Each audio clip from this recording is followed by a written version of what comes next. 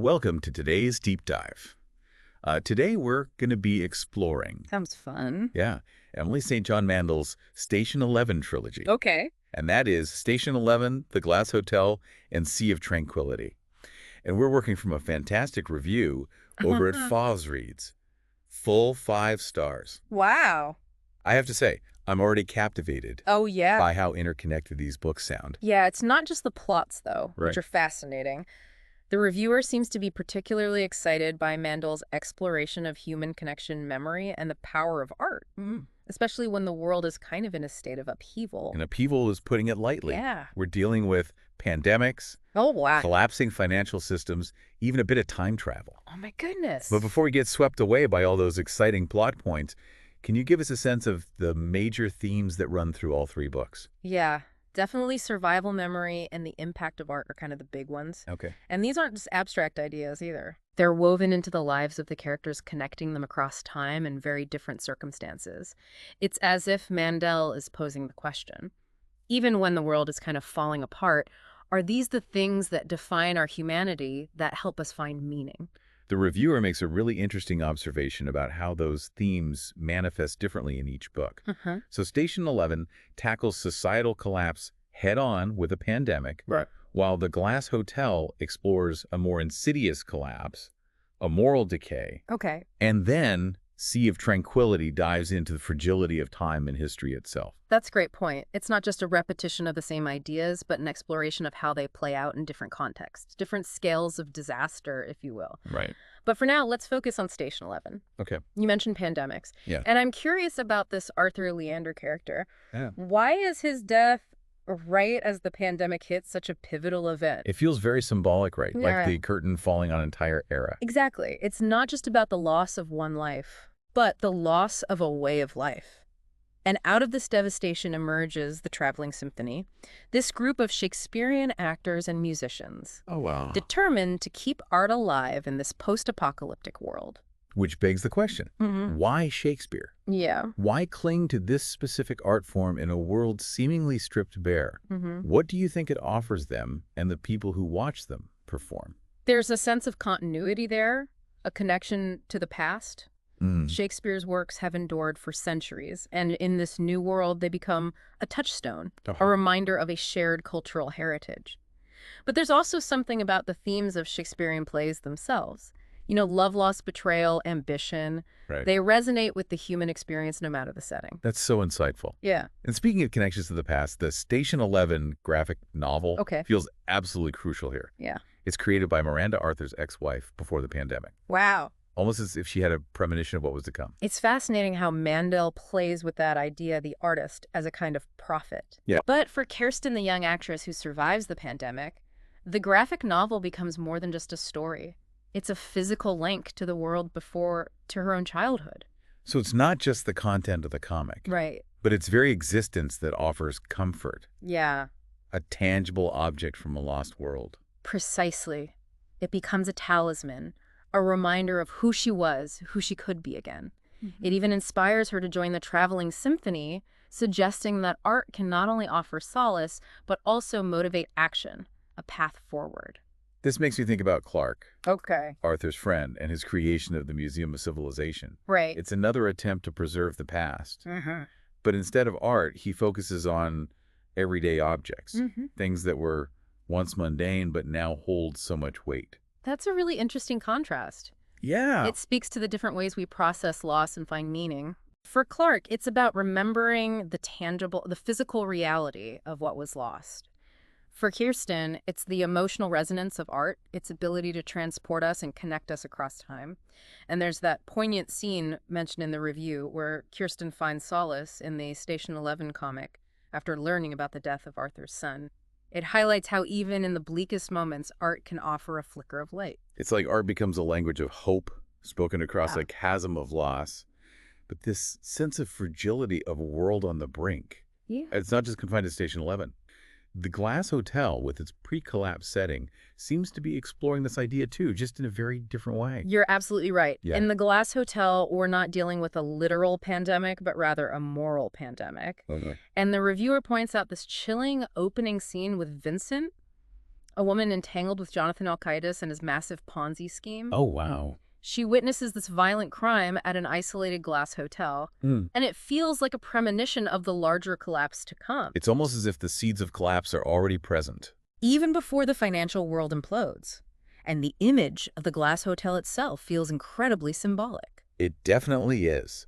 The glass represents transparency, but also fragility, a sense of being exposed, vulnerable. It's a facade, a shimmering surface that hides the rot beneath.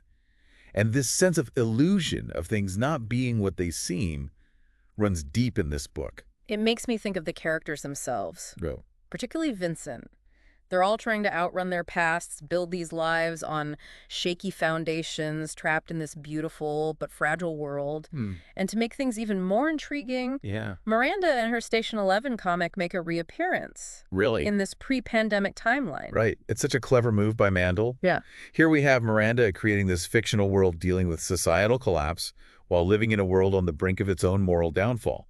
It's like her art is commenting on both timelines simultaneously. It's almost as if she's tapping into something deeper. Yeah. Some universal truth about the fragility of human systems. Whether they're built on money morality or something else entirely. Exactly. And there's that powerful scene where Vincent becomes disillusioned with the glass hotel, realizing she can't escape the consequences of her choices, her complicity in Jonathan's lies.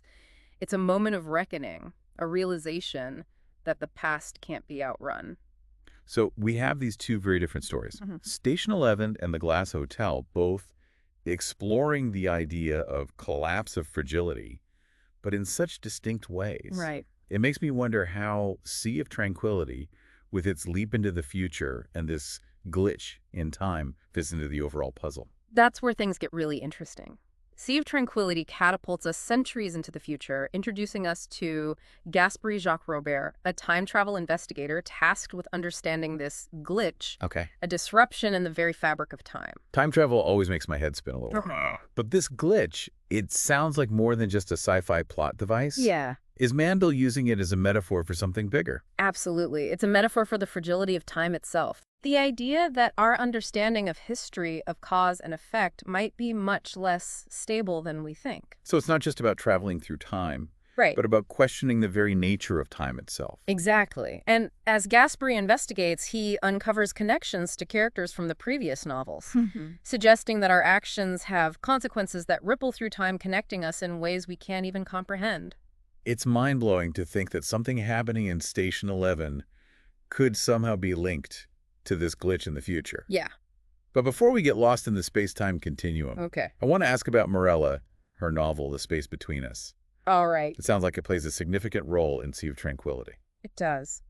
Morella is a writer living in this future world, and her novel becomes strangely entangled with the glitch. Oh, wow. In a world where time is literally unraveling, her book becomes a source of stability and meaning, much like Station 11 provided hope in the post-apocalyptic world. So both books, though, separated by centuries, act as anchors, reminding people of the power of stories. The human need for connection. Right. Even when reality itself feels unsteady. It's a powerful parallel. And it speaks to Mandel's larger exploration of how art in its various forms helps us navigate uncertainty and find meaning in a world that often feels chaotic and unpredictable. We've covered so much ground already, and I feel like we're just scratching the surface of this trilogy's complexity. Right. But before we delve deeper, let's take a moment to gather our thoughts. We'll be back in a flash to continue our deep dive into Emily St. John Mandel's brilliant work. We're back, and I'm still reeling from all those connections we uncovered between Station 11 and the Glass Hotel. Yeah. But now we have Sea of Tranquility to contend with a future world, grappling with a literal tear in the fabric of time. Right. It's making me rethink how all three books approach this idea of survival. Yeah, it's not just about surviving a physical threat like a pandemic, though that's certainly part of it in Station 11. Yeah. It's about what we cling to when everything familiar is stripped away. And it's interesting how that shifts in the Glass Hotel. Yeah. It's less about physical survival and more about navigating moral compromises, facing the consequences of those choices. It almost feels like a different kind of collapse, one that eats away at you from the inside. It's a more insidious collapse, perhaps, but no less devastating. Yeah. And then Sea of Tranquility throws the very concept of time into question, Right. forcing us to reconsider what it even means to survive when past, present, and future are potentially unstable. But across all three books, there's this sense that survival isn't just about enduring hardship. Right. It's about preserving what makes life worth living. Yeah. Those core themes we talked about earlier, memory, art, connection, they're all part of that. You've hit the nail on the head.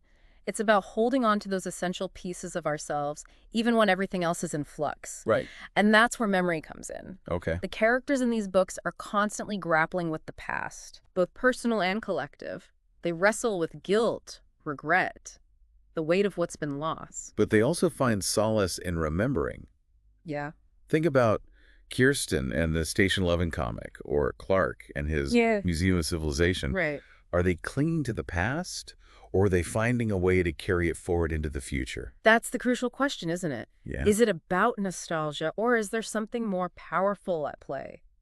I think Mandel is suggesting that memory isn't just about dwelling on what was. It's about finding meaning and connection in the present. It's about using the past to inform and inspire the future. This reminds me of something the reviewer mentioned about Miranda's Station 11 comic. Okay. We've talked about its significance as a physical object, a link to the past. Right. But what about the actual content of the comic itself? What kind of story is she telling within that world? It's a story within a story. Right. And while Mandel doesn't reveal all the details, Yeah. she gives us tantalizing glimpses.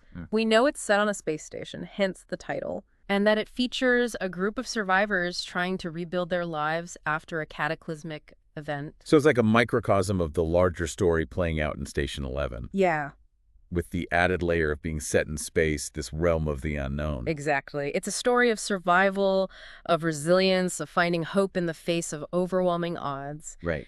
And it becomes a touchstone for Kirsten, a way for her to process her own experiences in the post-pandemic world. It's almost as if the comic is offering her a blueprint, not literally, but emotionally, Yeah. for how to navigate this new reality. But is it purely optimistic? Or is there a darker side to the story within the comic, something that might mirror the challenges of the real world?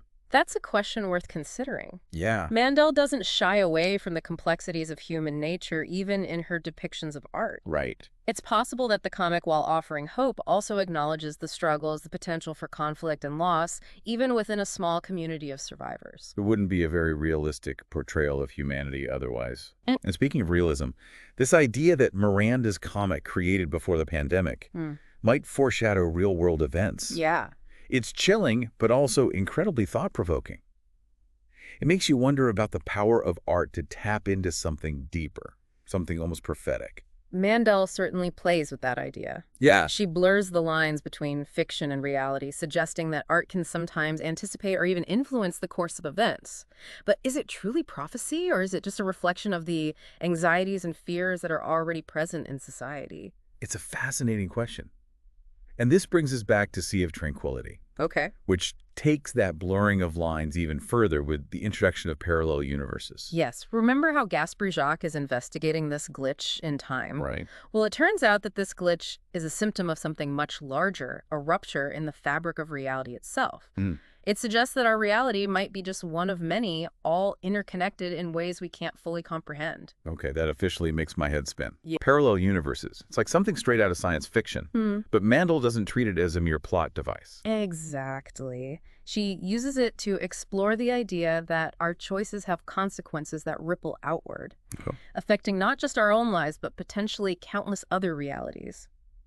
It's a mind-boggling concept, but one that she handles with such nuance and intelligence. So if there are infinite parallel universes, does that mean there are infinite versions of ourselves, all making different choices, living different lives? It's certainly a possibility. Wow. And it raises some fascinating questions about free will, destiny, the nature of identity itself. If there are infinite versions of us out there, what does it mean to be the real us? It's almost too much to wrap your mind around, but it speaks to the grand scale of Mandel's storytelling. Yeah. She's not just weaving together characters and timelines. Right. She's weaving together realities, possibilities, entire universes. And yet, amidst all this vastness, she never loses sight of the human element. The stories she tells are ultimately about individuals grappling with loss, Love the search for meaning. It's that grounding in the human experience that makes her work so compelling, even when she's exploring such mind-bending concepts. It's a brilliant balancing act. Yeah. She gives us these grand, sweeping ideas, Uh-huh. but always brings it back to the intimate, the personal. And speaking of the personal, Yeah. there's something about Sea of Tranquility that feels different, more introspective. You're picking up on something very subtle but important. Okay. While all three books deal with weighty themes, Sea of Tranquility has a quieter, more meditative quality. It's like the characters are searching for something beyond just survival. They're searching for a deeper understanding of themselves, of their place in the universe, especially in a world where time and reality itself are in question. And that search for meaning is reflected in the way the novel is structured. It's more fragmented, more nonlinear than the previous books. It mirrors the fractured nature of time itself. That's so insightful. It's like the very form of the novel is reflecting the themes it's exploring. Right. And this makes me think about art's role in the trilogy. Okay. We've talked about art as a source of hope, a connection to the past. Right. But is there something even more profound going on here? It's almost as if art becomes a way of navigating these complex realities, these shifting landscapes of time and memory. It's a way of making sense of the chaos, of finding order and beauty in a world that often feels unpredictable and overwhelming. It's like art becomes a language that transcends the limitations of language itself. Yeah. It speaks to something deeper, something primal, something that connects us across time, space, and even across those potentially infinite parallel universes. You've articulated it beautifully, and I think that's why these books resonate so deeply with readers. Yeah. They offer us not just a compelling story, but a way of grappling with the big questions, the existential anxieties that we all face. They invite us to contemplate the fragility of our world, the power of memory, the search for meaning in a universe that often feels indifferent to our existence. Right. But they also offer a glimmer of hope, a reminder of the beauty and resilience of the human spirit. And they remind us that even in the face of unimaginable challenges, even when confronted with the vastness of time and space, there's still art. There's still connection. There's still the possibility of finding meaning and purpose in the journey, however uncertain it may be. That's a powerful thought to carry with us as we move forward. But before we get too lost in existential contemplation, we need to take a pause. When we come back, we'll be wrapping up our deep dive into Emily St. John Mandel's Station 11 trilogy, with a closer look at those thought-provoking questions the reviewer raised and a final thought to leave you with. Okay, we are back, and I am ready to wrap things up All right. with our deep dive into Emily St. John Mandel's Station 11 trilogy. Okay. And I have to say, after exploring all those connections between survival memory and art, those ideas of parallel universes and the fragility of time, Right. I'm starting to understand why that Fauves Reads reviewer was so blown away by these books. Yeah, it's definitely not your typical light reading. Right. Mandel tackles some really profound questions. Questions that linger long after you've finished the last page. And that's exactly what I want to dig into in these final moments of our deep dive. Okay. What are the questions that Mandel is posing? Yeah. And what makes them so thought-provoking? For me, the role of art in a post-apocalyptic world keeps coming to mind. We've talked about how it offers solace and connection. Right. But is there something deeper going on? Is Mandel suggesting that art is actually essential to our survival as humans, not just in times of crisis, but always? It's not just about escaping reality, is it? Right. It's about making sense of reality, even the most difficult parts of it. Think about the Traveling Symphony in Station 11. They're not just entertaining people, they're offering a shared experience, a way to process trauma loss and hope collectively through art. That collective aspect feels crucial.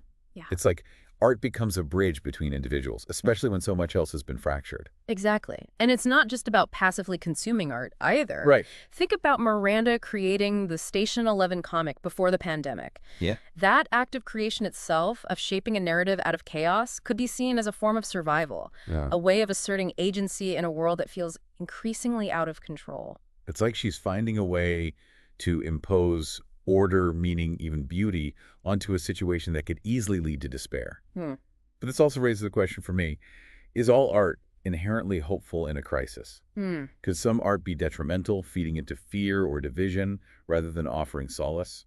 That's a brilliant point, and it gets to the heart of Mandel's nuance. She's not romanticizing art. She's exploring its complexities, its potential for both good and bad. Even the Station 11 comic, while offering hope to Kirsten, also contains darkness reflecting the challenges of that fictional world. Which brings us to another question that this trilogy keeps circling back to. Okay. The nature of memory. Right.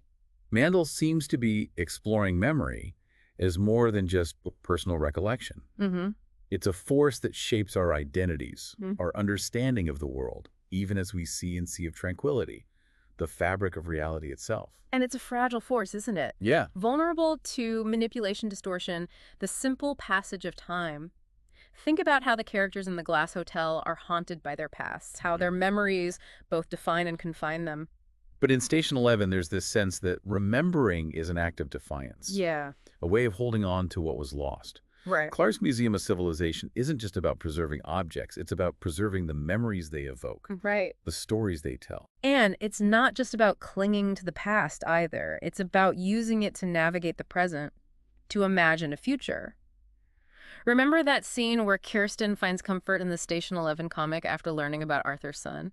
Right. It's not just nostalgia. It's a way of processing grief, of finding strength in a shared experience, even if that experience is fictional. And this ties in nicely with Sea of Tranquility and the concept of parallel universes. Yeah. If the past can be altered, if memories can be manipulated, then what does that say about our sense of self? Right. Our understanding of truth? It's a question that philosophers have been wrestling with for centuries, Wow. and Mandel throws it into sharp relief with the glitch and its implications for the stability of time itself. If reality is fluid, if cause and effect are potentially disrupted, then the very foundations of our understanding of the world become shaky. And yet amidst all this uncertainty, all this potential for chaos, Yeah. there's also a sense of awe, of wonder. At least that's what I felt reading about Gaspé Jacques' investigations, his journey through time, and across those parallel universes. Mandel doesn't shy away from the mind-boggling aspects of these concepts, Right. but she also grounds them in human emotion. Yeah. Gaspé Jacques isn't just a detached observer. He's driven by a desire to understand, to make sense of something that defies easy explanation. And that's what makes these books so brilliant. They're not just intellectual exercises. Right. They're deeply moving explorations of what it means to be human in a world that constantly challenges our perceptions of reality, time, and even our own identities. There's stories that stay with you that make you think. That make you feel. And also, I think that's what the Fauves Reads reviewer was responding to. It's not just about the plot or the characters. It's about the bigger questions that Mandel is grappling with. Yeah. And the way she invites us to grapple with them alongside her. So as we reach the end of our deep dive, Yeah. is there a final thought, a final question that you'd like to leave our listeners with? Something to ponder as they venture back out into their own, perhaps slightly less complicated realities? I think the most powerful question that this trilogy asks, and it's one that echoes through all three books, is this.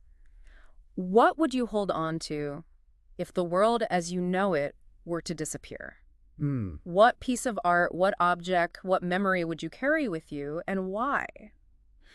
It's a question that forces you to confront your own values, what truly matters in the face of profound loss or change. Yeah.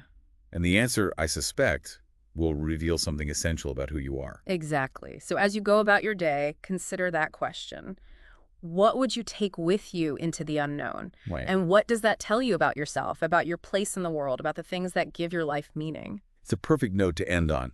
A huge thank you to Fauves Reads for bringing this incredible trilogy to our attention and sparking this fascinating conversation. And to you, our listeners, thank you for joining us on this deep dive into Emily St. John Mandel's thought-provoking work. It's been a pleasure. We'll be back next time with another deep dive into the world of literature, art, and culture. Until then, keep exploring, keep questioning, and keep those creative sparks flying.